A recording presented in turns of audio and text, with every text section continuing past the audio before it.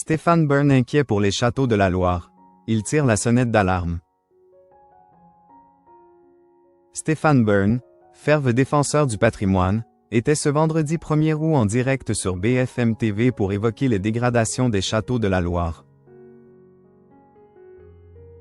Des châteaux à préserver. Stéphane Bern se bat toute l'année pour protéger le patrimoine français, en promouvant le Super Loto Mission Patrimoine afin de récolter des fonds destinés à la Fondation du patrimoine pour assurer l'entretien de monuments considérés comme étant en péril, en rénovant le Collège royal et militaire de Tyrone-Gardet fondé au XVIIe siècle, ou encore en présentant Secrets d'histoire.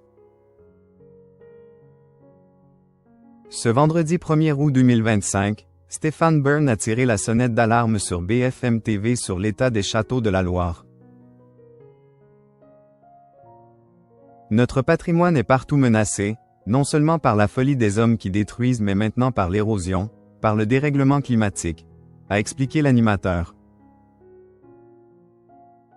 Les dérèglements, les changements climatiques, sont en train de ronger les pierres donc c'est un véritable problème, a alerté Stéphane Bern.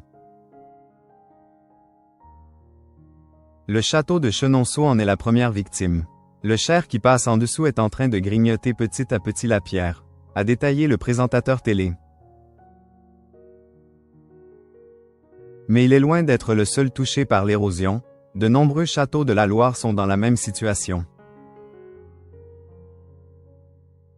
Ce sont des sites qui sont inscrits au patrimoine mondial de l'UNESCO et nous les voyons dépérir petit à petit, s'est-il désolé. Le château de Chambord, quant à lui, est aussi touché par un problème de sécheresse, la forêt est menacée, a-t-il confié.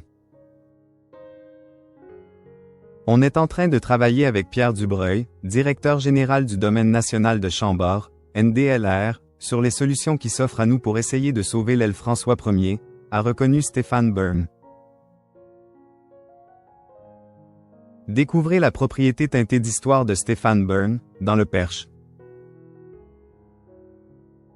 En 2013, le journaliste a acheté le Collège royal de Tyrone-Gardet, en Eure-et-Loire, qu'il a entièrement rénové du sol au plafond. Le spécialiste des royautés s'y est installé à plein temps avec son compagnon Yori en décembre 2022. Situé au cœur de ce village du Perche typique de 980 habitants, le domaine de 600 mètres carrés de terrain est bucolique.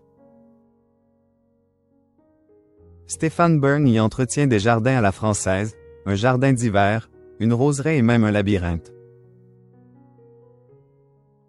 Il a acheté le collège qui tombait en ruine 300 000 € et y a investi beaucoup de temps et d'argent pour le rénover. Je me suis endetté au-delà de mes capacités, 4 millions d'euros à rembourser sur 25 ans. J'ai refusé toutes les aides publiques. Tout mon argent y passe, mes droits d'auteur, l'argent des émissions, avait révélé Stéphane Bern aux Parisiens.